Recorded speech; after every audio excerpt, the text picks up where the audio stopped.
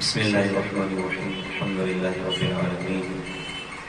الحمد لله الذي هدانا لهذا وما كنا لنهتدي لولا أن هدانا الله. جزا الله عنا محمد صلى الله عليه وسلم وآله. محترم سامعین، محترم ناظرین، اللہ تعالیٰ نے ہم سب کو قیمتی زندگی عطا فرمائی ہے اور ہم سب کی زندگی یہ آخرت کی زندگی کی تیاری کا خوبصورت موقع ہے، اور یہ بڑی عجیب ہے کہ بڑی تیزی سے گزرتی جا رہی ہے، ختم ہوتی جا رہی ہے۔ جیسے جیسے وقت گزر رہا ہے تو ہم سب اپنے اختتام کی طرف جا رہے ہیں، اپنی موت کی طرف جا رہے ہیں، اور اس کے بعد اپنے انجام کی طرف جا رہے ہیں، قیامت کے قریب جا رہے ہیں۔ یہ زندگی اللہ تعالیٰ نے کس لیے عطا فرمائی، کیوں عطا فرمائی؟ قرآن میں اللہ تعالیٰ نے ایک سوال ہم سب سے کیا ہے، أَفَحَسِبْتُمْ أَنَّمَا خَلَقْنَاكُمْ عَبَثًا وَأَنَّكُمْ إِلَيْنَا لَا تُرْجَعُونَ، کہ میرے بندوں کیا تم یہ سمجھتے ہو کہ ہم نے تمہیں دنیا میں بیکار بنایا ہے، اور کیا تم یہ سمجھتے ہو کہ تم ہماری طرف نہیں لوٹائے جاؤ گے؟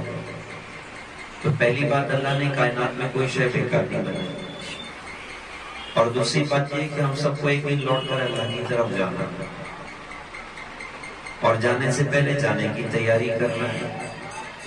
اللہ تعالیٰ نے ہم سب پر بڑا انعام فرمایا کہ انسان بنانے کے ساتھ ساتھ اللہ نے اسلام کی عظیم دولت بھی عطا فرمائی۔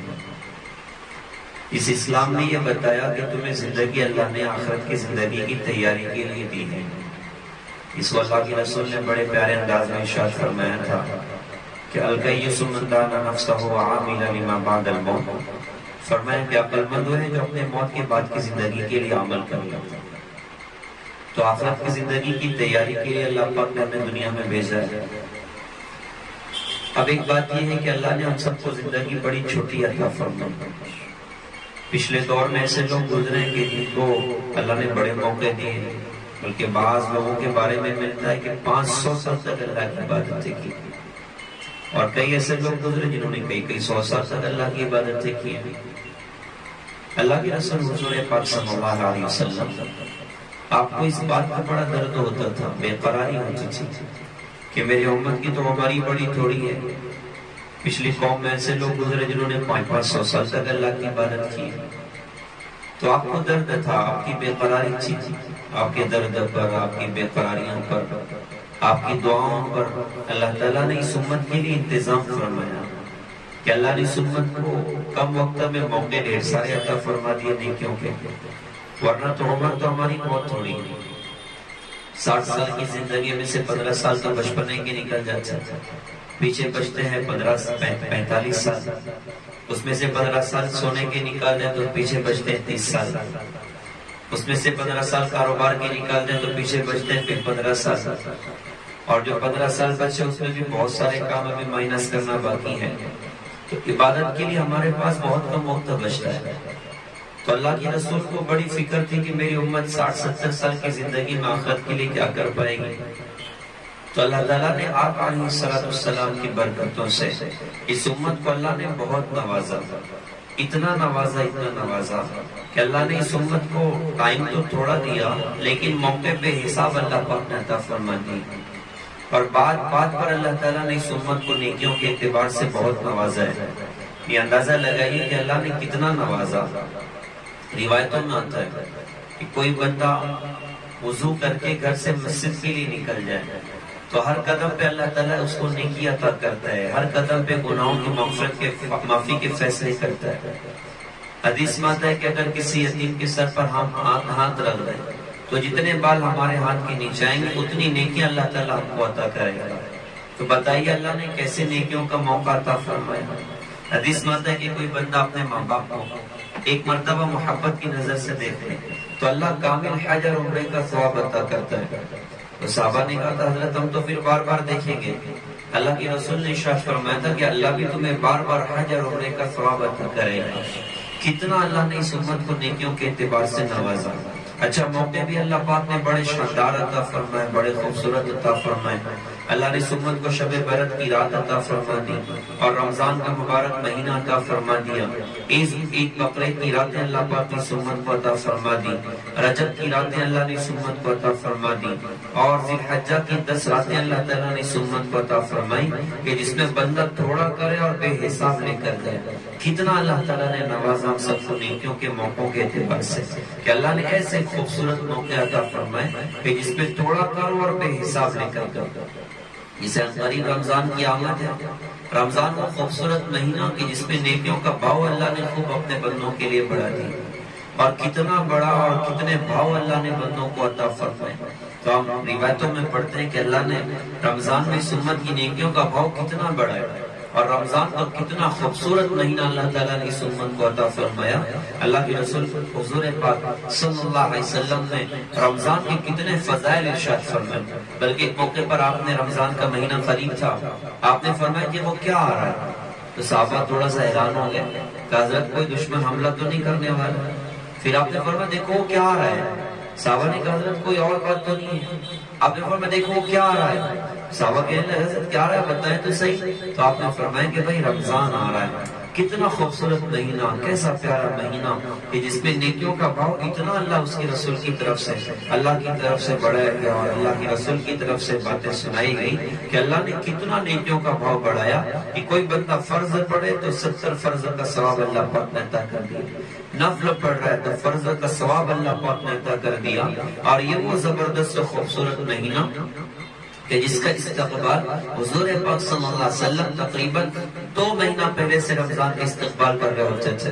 رجب کا چاند نظر آتا تھا تو اللہ کے رسول کی دعاؤں میں ایک دعا شامل ہوتی تھی، آپ دعا کرتے تھے اللہم بارک لنا فی رجب و شعبان وبلغنا رمضان، اللہ ہمارے رجب میں برکت دے، ہمارے شعبان میں برکت دے، اور ہمیں رمضان تک پہنچا دے۔ یہ رمضان وہ خوبصورت مہینہ ہے، حدیث میں آتا ہے کہ رمضان کے لیے ساری جنت کو پورا سال جنت کو خوشبوؤں کی دھونی دی جاتی تھی، اور شروع سال سے آخر سال تک کے لیے جنت کو رمضان کے استقبال کے لیے آراستہ کیا جاتا ہے، مزین کیا جاتا ہے، روزانہ خوشبودار کیا جاتا ہے، اور اس کا ڈیکوریشن کیا جاتا ہے کہ اب آئندہ سال رمضان آنے والے ہیں۔ اور پھر روایتوں میں آتا ہے کہ جب رمضان کا چاند نظر آتا ہے اور رمضان کی پہلی رات ہوتی ہے تو اللہ تعالیٰ جبرائیل سے فرماتے کہ زمین پر جاؤ اور جتنے سرکش شیاطین ہیں سب کو قید کر کے سمندر میں پھینک دو، تاکہ حضرت محمد صلی اللہ علیہ وسلم کی امت کے روزہ داروں کے روزوں کو خراب نہ کریں۔ شیاطین کو اللہ تعالیٰ نے قید فرما دیا،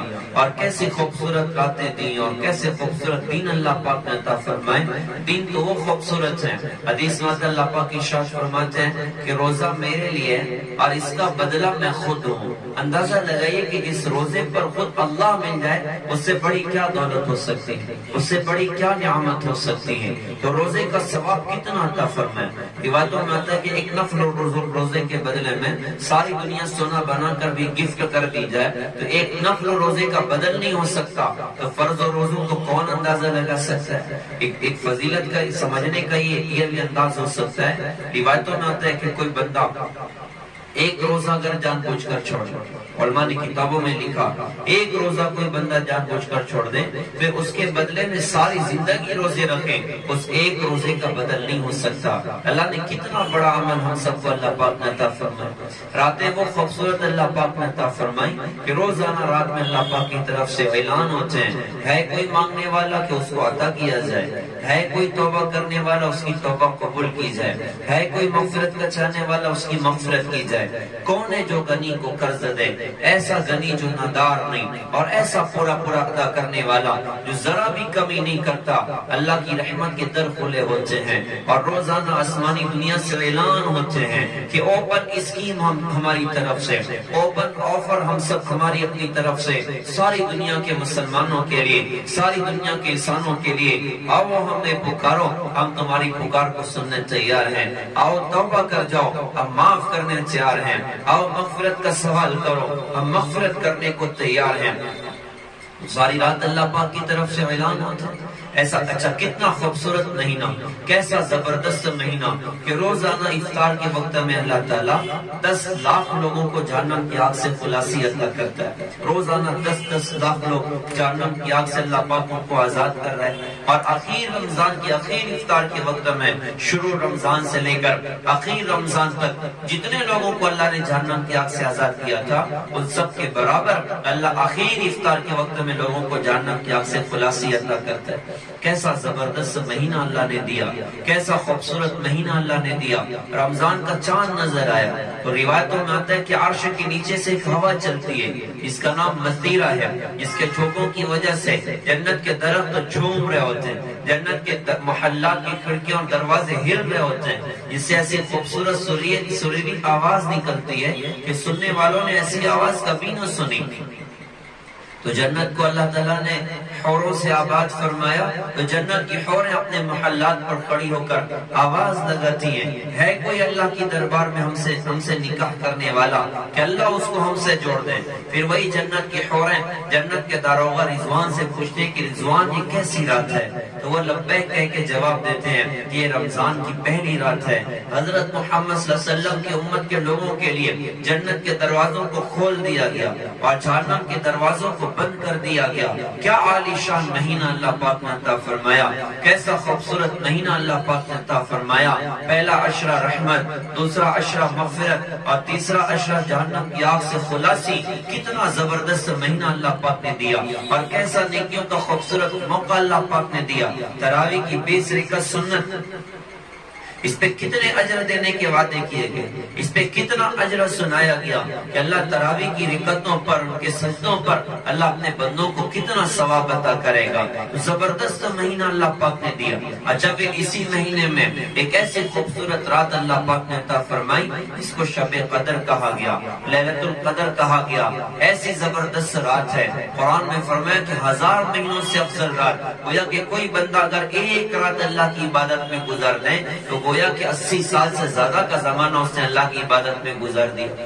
کسی بندے کو 10 راتیں شب قدر کی مل جائیں تو 800 سال تو ایسے ہی ہو گئے۔ لاؤ پچھلی قوم کا بڑے سے بڑا عابد 800 سال کی عبادت شاید کسی کے پاس میں ملے، 800 سال کی عبادت اس بندے کو مل گئی۔ کوئی بندہ اگر 10 راتیں شب قدر کی اس کو مل جائیں، کسی کو اگر 20 راتیں مل جائیں تو 1600 سال کی عبادت اس نے کر لی، کسی کو 30 راتیں مل جائیں تو اس پر 800 اور پلس کر لو۔ کتنا اللہ پاک نے اس امت کو نوازا نیکیوں کے اعتبار سے۔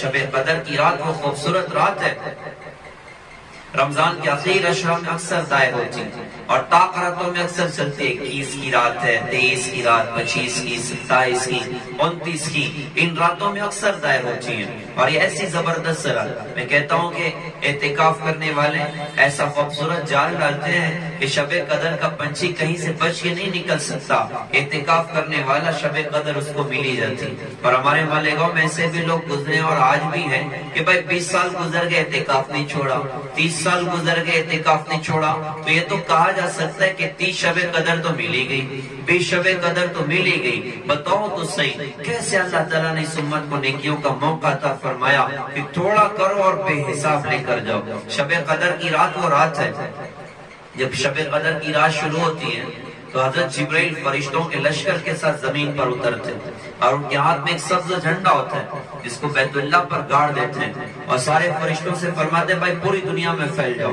فرشتے دنیا میں پھیل جاتے ہیں اور فرماتے ہیں کہ جو مسلمان آج کی رات کی عبادت کر رہا ہو، دعا کر رہا ہو، اس کی دعا پر آمین کہو، ان سے مصافحہ کرو۔ ساری رات کی کیفیت ہوتی ہے۔ جب صبح کا وقت ہوتا ہے حضرت جبرائیل اعلان کرتے ہیں فرشتوں میں کہ بھائی چلو اب چلنے کا وقت آ گیا ہے۔ فرشتے جمع ہو کر حضرت جبرائیل علیہ السلام سے پوچھتے ہیں کہ اللہ تعالیٰ نے حضرت محمد صلی اللہ علیہ وسلم کی امت کے لوگوں کے ساتھ کیا معاملہ فرمایا؟ تو حضرت جبرائیل علیہ السلام فرماتے ہیں کہ اللہ نے سب پر نظر کرم فرمائی، معاف کیا، لیکن 4 لوگوں کو اللہ تعالیٰ نے معاف نہ کیا، 4 لوگوں کو اللہ تعالیٰ نے معاف نہ کیا۔ تو رمضان کا استقبال تو پوری دنیا کرتی ہے لیکن عام طور سے اسباب کی تیاریاں تو ہم کر ہی لیتے ہیں۔ چلو بھائی کھجورے بھی لے کر آ جائیں، ترئی کے مسالے بھی لے کر آ جائیں، فروٹس کے انتظام بھی کر دیں، کھانے پینے کے اچھے انتظام بھی کر دیں، چاول بھی اچھا لے کر آ جائیں، گیہوں بھی اچھا لے کر آ جائیں، دالیں بھی اچھے لے کر آ جائیں، ڈھیر سارے کھانے پینے کے سامان بھی اچھے لے کر آ جائیں. لیکن عام طور سے غفلت جو ہم سے ہوتی ہے کہ ہم نیکیوں کے اعتبار سے استقبال نہیں کر پاتے، ہم توبہ کے اعتبار سے استقبال نہیں کر پاتے، ہم گناہوں سے بچنے کی نیتوں کے اعتبار سے استقبال نہیں کر پاتے. حالانکہ اصل یہ ہے استقبال رمضان ہو کیسے؟ اللہ سے صلح کے ساتھ. استقبال رمضان ہو کیسے؟ نبی کا عاشق بننے کے ساتھ، نبی کا غلام بننے کے ساتھ. استقبال رمضان کیسے کریں؟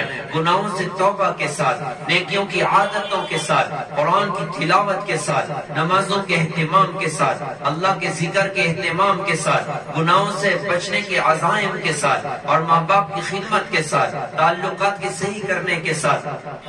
یہ اصل رمضان کا استقبال ہے کہ ہم رمضان کا استقبال اس انداز سے کریں. تو اللہ تعالیٰ سب کو معاف کرتا ہے شب قدر میں، لیکن فرمائے کہ 4 لوگوں کو اللہ تعالیٰ نے معاف نہ کیا. تو اللہ کے رسول نے صحابہ میں جب سنا ہے تو صحابہ بڑے حیران تھے. صحابہ نے کہا حضرت وہ کون ہے کہ اس رات میں بھی اللہ تعالیٰ معاف نہیں کرتا؟ جن بندوں کے لیے شب قدر کی بڑی رات بھی مغفرت کے واسطے کافی نہ ہو، ان کے واسطے کون سی مغفرت کی رات لائی جائے گی؟ صحابہ نے کہا حضرت وہ کون ہے کہ جنہیں اللہ اس رات میں بھی معاف نہیں کرتا؟ تو اللہ کے رسول نے ارشاد فرمایا تھا کہ ایک تو شراب پینے والے کو اللہ نے معاف نہ کیا، دوسرا ماں باپ کے نافرمان کو اللہ نے معاف نہ کیا، تیسرا تعلقات کے توڑنے والے کو اللہ نے معاف نہ کیا، چوتھا دل میں کینہ رکھنے والے کو اللہ نے معاف نہ کیا. یہ 4 قسم کے گنہگار کہ جو اس رات میں بھی اللہ تعالیٰ کی معافی کے حقدار نہیں بنتے. تو شراب پینے والا معاف نہیں کیا جاتا، نشہ کرنے والا معاف نہیں کیا جاتا. اس میڈیا کے دور کے ذریعے سے ایسے کسی بھائی تک میری آواز پہنچے جو شراب کا عادی ہو چکا ہو یا نشے کا عادی ہو چکا ہو، اللہ کے لیے کہیں گے کہ اللہ کے واسطے توبہ کر جائیں، اللہ کے واسطے اس برائی سے اپنے آپ کو بچا لیں. یہ برے خاتمے کا ذریعہ بنتا ہے، یہ برے خاتمے کا ذریعہ بنتا ہے. روایتوں میں آتا ہے کہ مسواک کرنے میں 70 سے زیادہ فائدہ ہے. سب سے بڑا یہ ہے کہ موت پہ کلمہ یاد آ جاتا ہے، اور نشہ اور چیزیں کھانے اور پینے میں 70 سے بھی زیادہ بڑے بڑے نقصانات ہیں، اور سب سے بڑا یہ ہے کہ موت پہ کلمہ یاد نہیں آتا. تو شرابی معاف نہیں کیا جاتا، نشہ کرنے والا معاف نہیں کیا جاتا. اور ایک بات عرض کروں گا، ایک تو ہے کہ شراب پینے والا معاف نہیں کیا جاتا، نشہ کرنے والا معاف نہیں کیا جاتا. میں ایک بات عرض کرنا چاہوں گا، اگر کسی ایسے بھائی تک یہ پیغام پہنچے کہ جو شراب تو نہیں پیتا ہے لیکن شراب کا ڈیلر بن کے بیٹھا ہوا ہے، نشہ تو نہیں کرتا ہے لیکن اپنی الماریاں پیسوں سے بھرنے کے لیے وہ نشاور گولیوں کا ڈیلر بن کے بیٹھا ہوا ہے، اللہ اس کے رسول کا واسطہ دے کے کہوں گا، اللہ کے لیے اپنی الماریاں پیسوں سے بھرنے کے واسطے اللہ کی رسول حضرت محمد صلی اللہ علیہ وسلم کی امت کو برباد نہ کریں، ان کی امت کے جوانوں کی جوانیوں کو کھلواڑ نہ کریں، ان کی جوانیاں برباد نہ کریں، اور اللہ کے لیے اپنے بچوں کو کھلانے کی خاطر غلط راہوں سے کمائیوں کی طرف نہ جائیں. آدمی اپنا برتن گندا رکھتا ہے، اللہ پاک روزی تو پاک ہی اپنے بندوں کے لیے اتارتا ہے، لینے والے کا برتن اسے گندا کر دیتا ہے. اللہ کے لیے ہم حلال کمائیوں کی راہوں پر جائیں، کیونکہ حرام کمائیوں انسان کی تباہی کا ذریعہ ہے، انسان کی بربادی کا ذریعہ ہے. اللہ کے رسول نے ارشاد فرمایا تھا، اس کا مفہوم ہے کہ آدمی سفر میں ہے، بال پرا گندا، کپڑے میلے کچیلے، اور قبولیت کے دعا کے ساری چیزیں اس کے اپنے اندر میں موجود ہیں، اور یہ رو رو کر اللہ سے کہہ رہے ہیں، اے میرے اللہ، اے میرے اللہ. اللہ کے رسول نے فرمایا تھا، اس کا پینا حرام، اس کا لباس حرام، اس کا کھانا حرام، اس کی دعا کیسے اس کے سر کے اوپر چڑھ سکتی ہے، اور کیسے اس کی دعائیں قبول ہو سکتی ہیں. ایک صحابی رسول نے کہا تھا کہ حضرت میں چاہتا ہوں میری دعائیں مقبول بن جائیں. تو اللہ کے رسول نے ارشاد فرمایا تھا کہ دیکھو حرام نہ کھانا، جب آدمی حرام کھاتا ہے تو اس کی دعا اس کے سر کے اوپر بھی نہیں چڑھتی. لہذا شراب پینے والا معاف نہیں کیا جاتا. تو کوئی ایسے بھائی تک آواز پہنچتی ہے اللہ کے واسطے توبہ کر جائے، اور کوئی بھائی شراب کا ڈیلر بن کے بیٹھا ہوا توبہ کر جائے. نشہ اور بریوں کا ڈیلر بن کے بیٹھا ہوا اللہ کے لیے توبہ کر جائے، ورنہ آخرت میں اگر اپنی اولاد کو کھلانے کے جذبے سے بس حرام کی کمائیاں بھی اگر کرتے چلے گئے، کل قیامت کا میدان وہ میدان ہوگا جس پہ یہ اولاد اپنے باپ کا گریبان پکڑے گی کہ کیوں ہمیں حرام کی کمائیاں کھلائی تھی، کیوں ہمیں غلط غذائیں کھلائی تھی۔ لہٰذا ایک تو شراب پینے والا معاف نہیں کیا جاتا، دوسرا حضور نے فرمایا تھا کہ ماں باپ کے نافرمان کو اللہ معاف نہیں کرتا، ماں باپ کا وہ درجہ اللہ اس کے رسول کی طرف سے ہے کہ ماں باپ کو دکھ دینے والا شب قدر کی رات میں بھی اللہ کی معافی کا حقدار نہیں بنتا۔ کوئی شراب کا عادی ہوا کرتا ہے، لیکن معاف کرنا، آج تو گھر گھر میں ماں کی نافرمانیاں ہو رہی، گھر گھر میں باپ کی نافرمانیاں ہو رہی۔ آج کتنی مائیں مسجد کے دروازوں پر کھڑے ہو کر بھیک مانگتی ہیں اور زبان حال سے گویا کہ یہ لوگوں سے کہتی ہیں کہ ارے لوگوں، میں وہ بدقسمت عورت ہوں کہ جس کی کوکھ سے نکلی اولاد آج اسے پوچھنے تیار نہیں ہے، میں نے جس کو 2 سال دودھ پلایا تھا، میں نے جس پر اپنی جوانی کو نچھاور کیا تھا، میں نے جس کا پیشاب پاخانہ دھویا تھا، آج میں وہ بدقسمت عورت ہوں کہ میرا بچہ مجھے پوچھتا نہیں ہے۔ تم اللہ کے نام پہ 2-4 روپے دے جاؤ تاکہ مجھ غریب عورت کی روٹی کے انتظام ہو جائیں۔ آج کتنی مسجدوں کے دروازوں پر بوڑھے باپ کھڑے ہو کر بھیک مانگتے ہیں اور زبان حال سے کہتے ہیں کہ میں وہ بدقسمت بوڑھا ہوں کہ جس نے اپنی اولاد کی خاطر اپنی جوانی کو گھلا دیا، اپنی زندگی کو گھلا دیا اور ان کا مستقبل سنوارنے کے چکر میں اپنے حال کو میں نے ضائع اور برباد کیا۔ آج میں وہ بدقسمت بوڑھا کہ میری سگی اولاد مجھے پوچھنے تیار نہیں ہے، اللہ کے نام پر 2-4 روپے دے دو تاکہ مجھ بدقسمت انسان کی روٹی کا انتظام ہو سکے، میرے کھانے کا انتظام ہو سکے۔ ماں باپ کو دکھ دینے والا یہ اللہ کی معافی سے محروم ہوتا ہے، ماں باپ کی خدمت کرنے والا یہ بڑے درجے اللہ پاک کی جیوار میں طے کرتا ہے۔ ماں باپ کی دعائیں انسان کو کہاں پہنچاتی ہیں، ماں باپ کی خدمت انسان کو کتنا اونچا پہنچاتی ہیں۔ وہ اللہ کے رسول کے زمانے میں ایک آدمی موجود تھے لیکن اللہ کے رسول کو دیکھ نہ سکے، اویس قرنی کے نام سے دنیا اس بندے کو جانتی ہے۔ اللہ کے رسول کو خط لکھا کہ حضرت میری امی بہت بیمار ہوتی ہیں، خدمت کرنے والا میرے علاوہ کوئی اور نہیں ہے، آپ کی زیارت بھی کرنا چاہتا ہوں، تو کروں تو کیا کروں؟ اللہ کے رسول نے جواب میں فرمایا کہ آپ نہ آئیں، آپ اپنی ماں کی خدمت کریں۔ وہ ماں کی خدمت کرتے رہے اور مقدر یہ ہوا کہ اللہ کے رسول دنیا سے رخصت ہو گئے۔ وہ صحابی رسول نہیں بن سکے لیکن اللہ کے رسول نے اپنے صحابہ میں حضرت اویس قرنی کا درجہ سنایا اور بطور خاص حضرت عمر سے فرمایا تھا کہ عمر تیری زندگی میں ایک شخص آئے گا یمن سے، اس کا نام ہوگا اویس، اس کا خاندان ہوگا قرن، اس کا قبیلہ ہوگا مراد، اس کا رنگ ہوگا کالا، اس کا قد ہوگا درمیانہ، اس کی کمر پہ ایک سفید داغ ہوگا۔ عمر جب تو اس سے ملنا نا تو اس اویس سے اپنے واسطے دعا کروا لینا۔ حضرت عمر فاروق رضی اللہ عنہ نے پوچھا کہ حضرت وہ اویس سے کیوں دعا کروانی ہے؟ تو اللہ کے رسول نے ارشاد فرمایا تھا کہ بھائی اویس نے ماں کی ایسی خدمت کی ہے کہ جب وہ ہاتھ اٹھاتا ہے نا تو اللہ اس کے ہاتھ کو کبھی خالی نہیں لوٹاتا۔ حضرت عمر فاروق رضی اللہ عنہ ہر سال حج کرتے تھے اور حاجیوں میں پوچھتے بھائی کوئی اویس قرنی تم میں ہے؟ تو کوئی نہ ہوتا تھا، لیکن یقین تھا کہ اویس مجھے ملے گا۔ تو ایک سال حضرت عمر فاروق رضی اللہ عنہ نے سارے حاجیوں کو جبل قبیس کے پاس میں اکٹھا کیا اور فرمایا بھائی سارے کھڑے ہو جاؤ، تو لوگ کھڑے ہو گئے۔ پھر فرمایا بھائی یمن کے لوگ کھڑے رہو، باقی سارے بیٹھ جاؤ، تو یمن والے کھڑے رہو، باقی سارے بیٹھ گئے۔ پھر فرمایا بھائی قبیلہ مراد کے لوگ کھڑے رہو، باقی سارے بیٹھ جاؤ، تو قبیلہ مراد کے لوگ کھڑے رہو، باقی سارے بیٹھ گئے۔ پھر فرمایا بھائی قرنی کھڑے رہو، باقی سب بیٹھ جاؤ۔ تو ایک قرنی کھڑا رہا جو قرن خاندان سے تھا، اس سے پوچھا بھائی تو قرنی ہے؟ اس نے کہا جی ہاں۔ تو بھائی تو اویس کو جانتا ہے؟ کہا جی ہاں جانتا ہوں، میرا سگا بھتیجا، لیکن حضرت وہ تو تھوڑا بھگت سا معلوم ہوتا ہے، آپ کو اویس سے کیا کام ہے؟ حضرت عمر فاروق رضی اللہ عنہ ہونے لگے، فرمایا پاگل وہ نہیں، پاگل تو ہے، مجھے بتا اویس حج پہ ہے نہیں ہے؟ تو انہوں نے کہا، اس نے کہا جی آیا ہوا ہے اور ابھی عرفات کے میدان کی طرف اونٹ چرانے گیا۔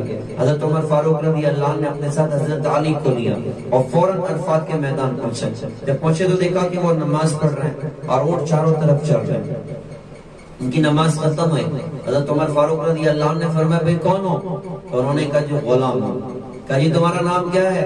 تو انہوں نے کہا جی میرا نام ہے عبداللہ، اللہ کا بندہ۔ حضرت عمر فاروق رضی اللہ عنہ کو پہچان نہ سکے، لیکن حضرت عمر دیکھ کر سمجھ گئے کہ بھئی یہی بندہ معلوم ہوتا ہے، تو انہوں نے کہا جی عبداللہ۔ حضرت عمر فاروق رضی اللہ عنہ نے فرمایا کہ بھئی عبداللہ تو ساری ہوتا ہے، میں تیرا وہ نام پوچھ رہا ہوں جو تیری ماں نے تیرا رکھا ہے۔ ادھر سے اویس کرنے غصہ ہو گئے، کہا جی آپ کون ہوتے میرا بایو ڈاٹا لینے والے؟ تو اتنے میں حضرت علی بول پڑے کہ بھئی تمہیں پتہ تم کس سے بات کر رہے ہو؟ یہ امیر المومنین ہے، میں علی بن ابی طالب ہوں۔ تو ایک دم گھبرا گئے، فرمایا کہ جی آپ دونوں حضرات مجھے معاف فرمائیں، میری ماں نے میرا نام اویس رکھا تھا، میں آپ کو پہچان نہ سکا تھا۔ حضرت عمر فاروق رضی اللہ عنہ نے فرمایا کہ بھئی اویس اپنی کمر سے کپڑا ہٹا۔ انہوں نے کپڑا ہٹایا تو وہاں سفید داغ تھا۔ اب حضرت عمر فاروق رضی اللہ عنہ نے فرمایا کہ اویس ہاتھ اٹھا اور ہم دونوں کی مغفرت کی دعا کرتے۔ حضرت اویس کرنی رونے لگ گئے اور رو کر فرمایا کہ حضرت میں تو آپ کی قدموں کی خاک بھی نہیں ہوں، میں کیسے آپ کے لیے دعا کروں، آپ بلکہ میرے لیے دعا کر دیں۔ حضرت عمر فاروق رضی اللہ عنہ نے فرمایا کہ بھئی اویس دعا تو تجھے کرنی پڑے گی، میرے نبی نے فرمایا تھا کہ اویس نے ماں کی ایسی خدمت کی ہے کہ وہ ہاتھ اٹھاتا ہے اللہ اس کے ہاتھ کو کبھی خالی نہیں لوٹاتا۔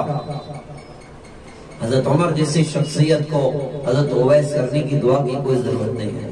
1,00,000 اویس کرنے اکٹھے کر دو، اللہ کی قسم حضرت عمر فاروق رضی اللہ عنہ کی دھول کو بھی نہیں پہنچ سکتے۔ لیکن اللہ کی رسول نے خوبصورت پیغام ساری دنیا کے مسلمانوں کو دینا تھا، ساری دنیا کے نوجوانوں کو دینا تھا کہ ماں باپ کا کتنا بڑا درجہ اللہ تعالیٰ نے رکھا ہے، ماں کی دعا انسان کو کتنی اونچی پہنچاتی ہے۔ تو ماں باپ کا نافرمان معاف نہیں کیا جاتا، ماں باپ کا خدمت گزار بڑے درجے اللہ کی جیوار میں طے کرتا ہے۔ تو اللہ کی رسول نے فرمایا شب قدر کی رات میں اللہ 4 بندوں کو معاف نہیں کرتا، ایک تو شراب پینے والے کو معاف نہیں کرتا، دوسرا ماں باپ کے نافرمان کو معاف نہیں کرتا، تیسرا فرمایا کہ تعلقات کے توڑنے والے کو معاف نہیں کرتا۔ اللہ کی رسول تو اس امت کو جوڑنے کے لیے آئے تھے اور تعلقات کا جوڑنا اللہ کی رسول نے سکھایا تھا۔ جو بندہ توڑ کر کے زندگی گزارتا ہے وہ شب قدر میں بھی اللہ کی معافی کا حقدار نہیں بنتا۔ لہٰذا ہم سب کے لیے پیغام ہے کہ ہم جوڑ والے بن کر زندگی گزاریں، ہم توڑ والے نہ بنیں، ہماری زبان سے کسی کو دکھ نہ پہنچے، ہمارے ہاتھ سے کسی کو تکلیف نہ پہنچے۔ جوڑ کی کیا شکل ہوتی ہے اور توڑ کیسے ختم ہوتا ہے؟ جب بندے اوروں کے حقوق ادا کرتے ہیں تو جوڑ پیدا ہوتا ہے، اور جب حقوق ضائع کیے جاتے ہیں تو توڑ پیدا ہوتا ہے۔ اللہ کے رسول حضور پاک صلی اللہ علیہ وسلم نے اپنی ساری امت کو لوگوں کے حقوق ادا کرنے والا بنایا، لوگوں کے حقوق ادا کرنے والا بنایا، حق اخلاق کا معاملہ کرنے والا بنایا۔ آپ نے شروع دن سے اپنے امت کو جوڑنے کی کوشش کی ہے، جوڑنے کی محنت کی ہے، اور جو جوڑ والا بنے اس کے بڑے فضائل سنائے گئے، جو توڑ والا بنے اس کی وعیدیں بہت زیادہ سنائی گئی۔ قیامت کے میدان میں ایک شخص لایا جائے گا اس کی نیکیاں پہاڑوں کے برابر ہوگی۔ اللہ فرشتوں سے فرمائیں گے اس کو اٹھا کے پھینکو جہنم کی آگ میں۔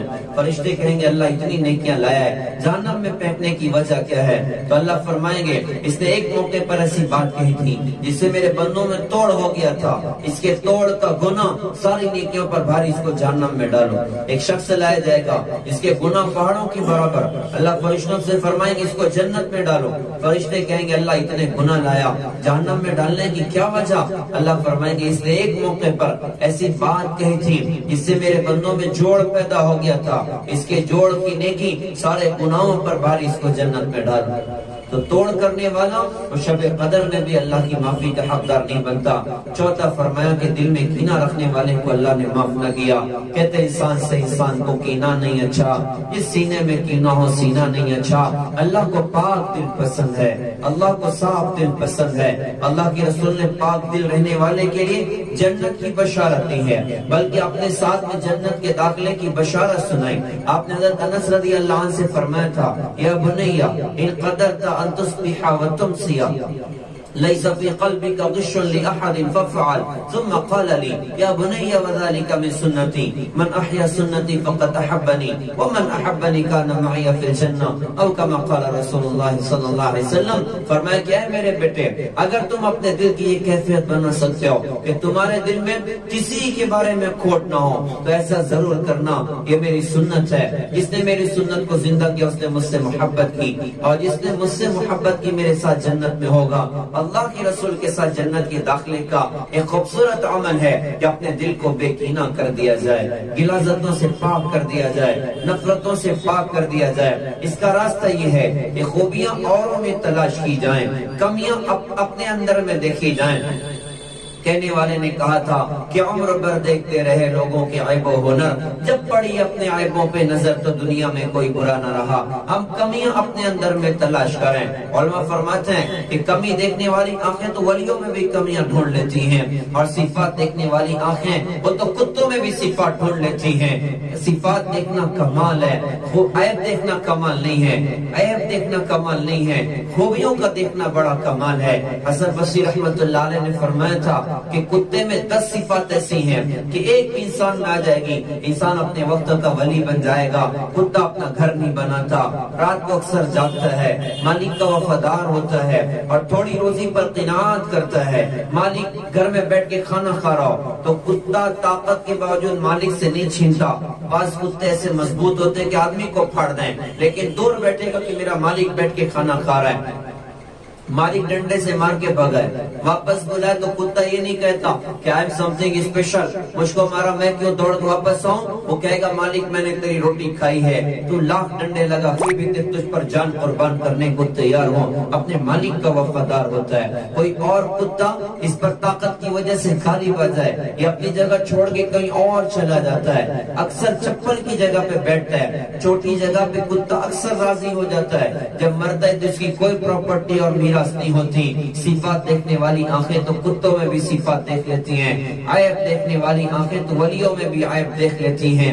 عیب دیکھنا کمال نہیں ہے، صفات کا دیکھنا کمال ہے۔ اور جب ہم صفات اور خوبیوں کے دیکھنے والے بنیں گے، ظاہر سی بات ہے پھر دل ہمارا پاک ہوگا، دل ہمارا صاف ہوگا۔ لہذا ہم سارے نیت کریں انشاءاللہ کہ رمضان کے استقبال ہم توبہ کے ساتھ کریں گے، دعاؤں کے ساتھ کریں گے، عمل کے اہتمام کے ساتھ کریں گے، اپنی نمازیں جاندار بنائیں گے، سنتوں کے اہتمام پر چلیں گے، اللہ کے کلام سے دل لگائیں گے، اس سے محبت کریں گے، اس کی تلاوت کے اہتمام کریں گے، اللہ توفیق تو اس کو سمجھیں گے، اس کو یاد کریں گے، اپنی زبان کو اللہ کی یاد میں استعمال کریں گے۔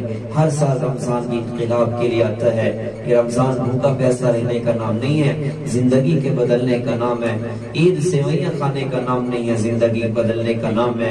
آج تک کتنے رمضان زندگی میں آئے، آ کر چلے گئے، لیکن ہائے رے ہائے دل نہ بدلا، یہ زندگی نہ بدلی۔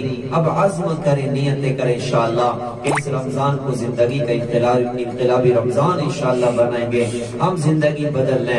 اللہ کی مدد اترنے کو تیار ہے، اللہ ہمارے حق میں فیصلے کرنے کو تیار ہے۔ اللہ تعالیٰ سے دعا ہے اللہ تعالیٰ ہمیں بھی ہمارے شعبان میں برکت عطا فرمائے اور ہمیں عافیت سے اللہ تعالیٰ رمضان تک پہنچائے، اور اس رمضان کی برکت سے ساری امت کے لیے اللہ تعالیٰ خیر کے دروازوں کو کھول دیں، ہدایت کے دروازوں کو کھول دیں، اپنی مدد و نصرت کے دروازوں کو اللہ تعالیٰ کھول دیں۔